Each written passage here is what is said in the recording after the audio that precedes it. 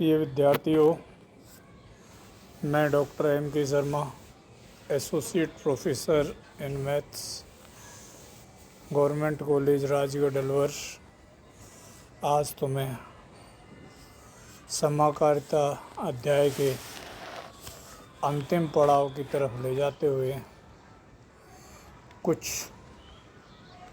Concept और प्रमेयों से रूबरू करवाऊंगा, जिसमें एक कॉन्सेप्ट है प्राकृत समाकारिता, नेचुरल मॉर्फिज्म या कैनोनिकल मॉर्फिज्म। मैं पहले आपको इसकी परिभाषा से रूबरू करवाता हूँ। जी कोई ग्रुप है, एन ग्रुप जी का एक प्रसामान्य उपसमूह या विशिष्ट उपग्रुप है, तब कोई समाकारिता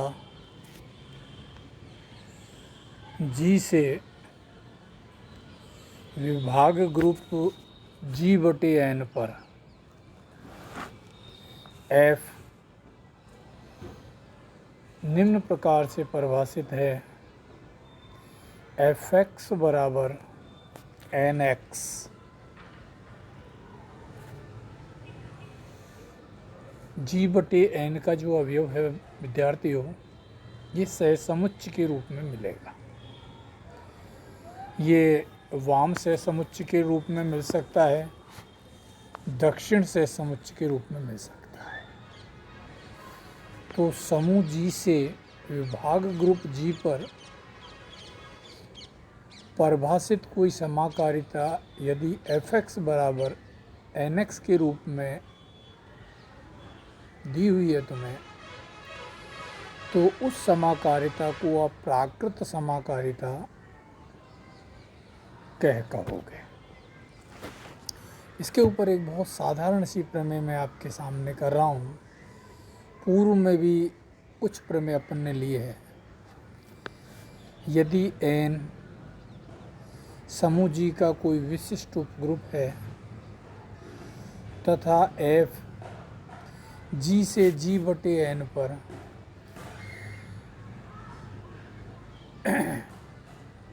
कोई समाकारिता इस प्रकार से परिभाषित है कि एफ एक्स बराबर एक्स एन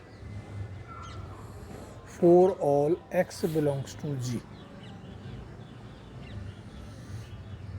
तब हमें सिद्ध करना है कि जो एफ है वो आच्छादक समाकारिता है तथा एफ की अष्टी अर्थात कर्नल एफ ये कैपिटल एन है। इसका प्रमाण बहुत साधारण तरीके से आपके लिए मैं बता रहा हूँ, और वो प्रमाण है हमारे पास में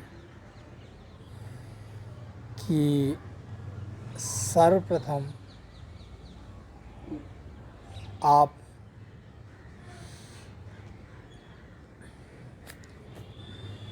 आपको जो दिया हुआ पोर्शन है उसको लोगे। एफ समूह जी से जी बटे एन अर्थात विभाग ग्रुप में कोई प्रतिचित्रण आपको परिभाषित करके दे रखा है, एफ एक्स बराबर एक्स एन के बराबर दिया हुआ है।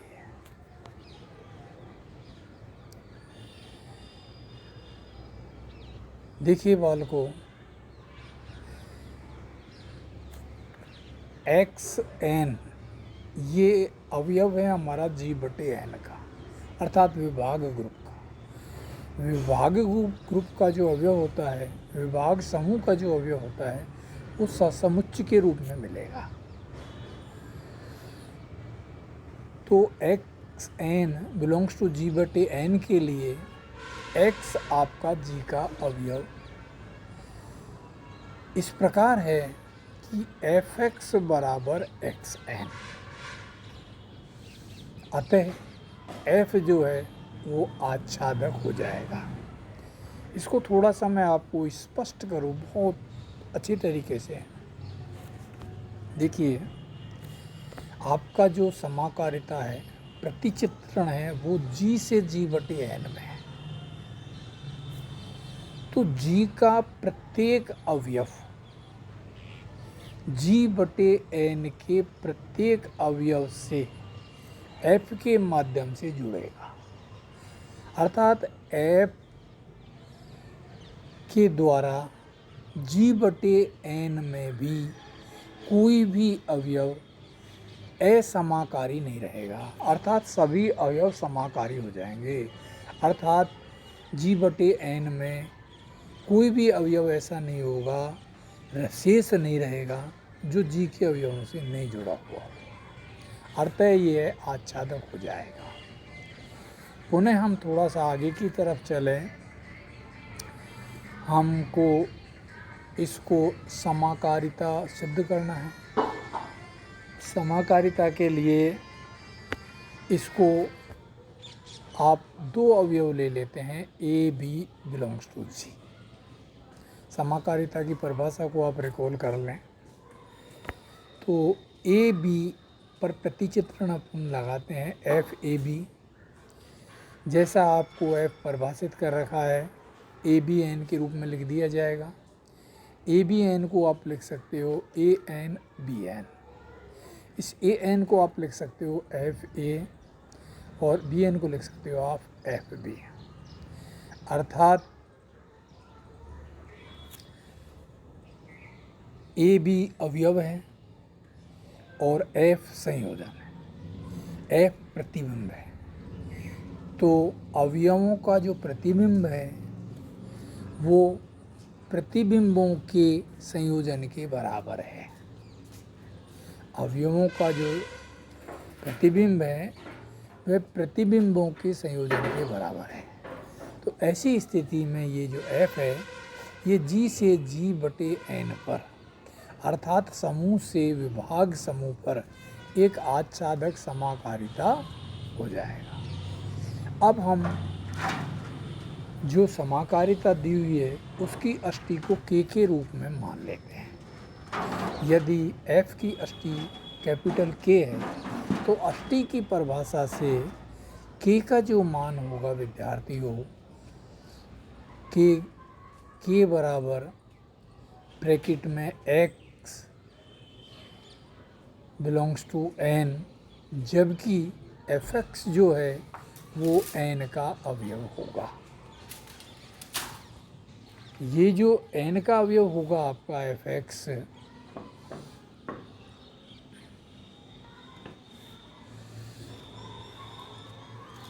चूँकि n जो है ये g बटे n में एक तत्समक है, इसीलिए तो fx को अपन ने n कहा, क्योंकि अष्टी की परिभाषा ये है कि g के वे अवयव जो g बटे n में तत्समक से जुड़ते हैं। तो अपन fx को n कह रहे हैं और इसको अष्टी बोलते हैं, तो n जो है वो g बटे n में क्या हो जाएगा, तत्समक। अब हमको इस n को कर्नल f के रूप में प्रूफ करना है। हमने x कोई k का अवयव ले लिया तो ये इम्प्लाइज करेगा fx बराबर n। fx का मान हम यहाँ पे रख देते हैं xn बराबर n, तो ये इम्प्लाइज कर जाएगा कि x बिलोंग्स टू n। इसीलिए k जो है वो आपका कैपिटल N का उपसमुच्चय हो जाएगा। पुनः अपन x, अभी अपन ने k का अवयव लिया, अब अपन x को n का अवयव ले लेते हैं, तो x बिलोंग्स टू n ये इम्प्लाइज करेगा fx बराबर xn, और यहाँ पर ये इम्प्लाइज कर जाएगा fx, ये xn का मान आप n रख दोगे तो यहाँ से x जो है ये k का अवयव हो जाएगा, अतः n k का उपसमुच्चय हो जाएगा। समीकरण 1 और 2 से k बराबर n हो जाएगा, तो आपकी जो प्रमेय है वो स्वतः ही प्रमाणित हो जाएगी। एक छोटा सा उदाहरण मैं आपके लिए करवा रहा हूँ, बड़ा अच्छा उदाहरण है, प्रमेय के रूप में ही है। किसी पुस्तक में इसको प्रमेय के रूप में बतला रखा है, किसी पुस्तक में इसको उदाहरण के स्वरूप में। किसी ग्रुप दो जी के दो सूचकांक वाला प्रत्येक उपग्रुप एक प्रसामान्य उपग्रुप होता है। तो सबसे पहले तो यहाँ पर प्रमेय के कथन की तरफ अपनी नज़र दौड़ाएं। देखिए, कुछ कठिन शब्द ग्रुप, प्रसामान्य उपग्रुप, उपग्रुप और सूचकांक। तो ये जो सूचकांक शब्द जब आता है तो अपने आप ही हमने सूचकांक की परिभाषा आपको दी है। वो अगर आप रिकॉल करोगे, आपकी पुस्तक में देखोगे, आपके नोट्स में अगर देखोगे, तो सहज समुच्चय के तुरंत बाद हमने सूचकांक की परिभाषा दी है। समझ में आई? किसी भी समूह में उसके सहज समुच्चयों की संख्या उसका सूचकांक कहलाता है। अब सहज समुच्चय समूह से सीधा ही नहीं आया, सहज समुच्चय से तुरंत समूह के बाद में तुरंत हमको उपग्रुप परिभाषित करना पड़ता है और उसके बाद में सहज समुच्चय आता है। तो इसको प्रमाणित करने के लिए मैं आपके सामने, जैसा यहाँ पे दर्शाया हुआ है, माना एन ग्रुप जी में दो सूचकांक वाला एक उपग्रुप है, तब एन के जी में केवल दो भिन्न भिन्न दक्षिण या वाम सहज समुच्चय होंगे। क्योंकि सूचकांक दो दे रखे हैं, तो या तो दक्षिण वाम सहज समुच्चय होंगे या दक्षिण होंगे या वाम होंगे। माना कि जी बराबर एन संग एन एक्स, जहाँ एन एक्स सर्वनिष्ठ एन फाई है। अब एन एक्स सर्वनिष्ठ एन, ये भी आपका फाई होगा। एन सर्वनिष्ठ एम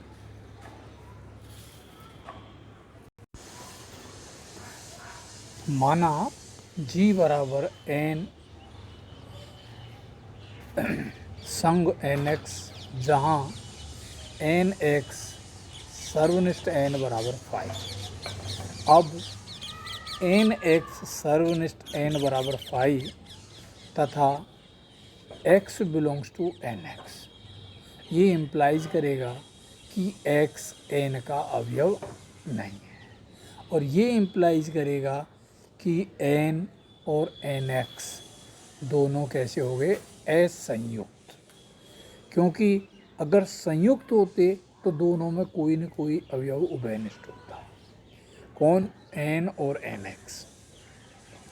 यहाँ पर दोनों का जो संघ है वो सर्वनिष्ठ है, वो क्या रहा है, रिक्त समुच्चय। इसलिए जी जो है वो एन यूनियन एक्स एन के बराबर आ जाएगा। अब हम थोड़ा सा आगे की तरफ चलें, तब एन संग एन एक्स बराबर जी बराबर एन संग एक्स एन, अर्थात वाम से समुच्चय और दक्षिण से समुच्चय बराबर होते हैं। और अगर अपन प्रसामान्य उपसमूह की या विशिष्ट उपसमूह की परिभाषा को रिकॉल करें तो हमने यही बतलाया था, किसी समूह जी का कोई उपसमूह एन या एच एक प्रसामान्य उपसमूह या विशिष्ट उपग्रुप कहलाता है यदि x belongs to g, n belongs to n implies करे x n x inverse belongs to capital n या एक्स एन बराबर एन एक्स। तो यहाँ पर देखिए विद्यार्थियों, आपके पास में अंत में एक्स एन बराबर एन एक्स आ गया। अतः एन जो है वो समूह जी का प्रसामान्य उपसमूह या विशिष्ट उपग्रुप हो जाएगा। देखिए विद्यार्थियों, अब मैं आपसे एक बहुत महत्वपूर्ण चर्चा जो करने जा रहा हूँ, ये अध्याय समाकारिता का यहीं पर समाप्त हो रहा है। अब सब कुछ नया करने जा रहा हूँ, जिसकी कुछ परिभाषाएं मैं आपके सामने दूंगा। नया जो अध्याय प्रारंभ होने जा रहा है वो है वलय, पूर्णांकीय प्रांत और क्षेत्र, और शुभारंभ हम कर रहे हैं वलय से। अब जैसा मैंने समूह को स्टार्ट किया था, आपसे कहा था इस पुस्तक का जो मूल आधार है वो समूह ही है। समूह को प्रारंभ करते समय हमने बीजीय संरचना अर्थात जी अरिक्त समुच्चय और उसमें एक द्विधारी संक्रिया को परिभाषित किया था, अर्थात जी स्टार या जी डॉट या जी प्लस। अभी अरिक्त समुच्चय के साथ में केवल मात्र एक द्विधारी संक्रिया लेते थे, लेकिन जो आज हम प्रारंभ करने जा रहे हैं और आगे का जो अध्ययन चलेगा उसमें अरिक्त समुच्चय के साथ में एक द्विधारी संक्रिया न होके दो द्विधारी संक्रियाएं काम करेंगी। अर्थात यहाँ पर जी अरिक्त समुच्चय होगा, एक द्विधारी संक्रिया प्लस होगी और दूसरी द्विधारी संक्रिया डॉट होगी। अब आपको एक विशेष बात जो मैं बतला रहा हूँ, ये जो प्लस है इसका मतलब योगफल नहीं होगा यहाँ पर, ये जो डॉट है इसका मतलब गुणन नहीं होगा। ये मात्र द्विधारी संक्रियाओं के प्रतीक चिन्ह है। ये केवल आपको परिचित होने के कारण हमने लगाए, अन्यथा यहाँ पर स्टार और ओ का भी प्रयोग हम कर सकते हैं। तो जैसे स्टार और ओ, इनको अपन जैसी आवश्यकता होती है उसके अनुरूप मैनिपुलेट कर लेते हैं, वैसे ही यहाँ पर प्लस और जो डॉट है इनको हम योग और गुणन नहीं मानेंगे। जहाँ पर जैसी आवश्यकता होगी उसके अनुरूप उसको सेट करेंगे। तो कोई भी बीजीय संरचना आर प्लस डॉट कोई भी बीजीय संरचना आर प्लस डॉट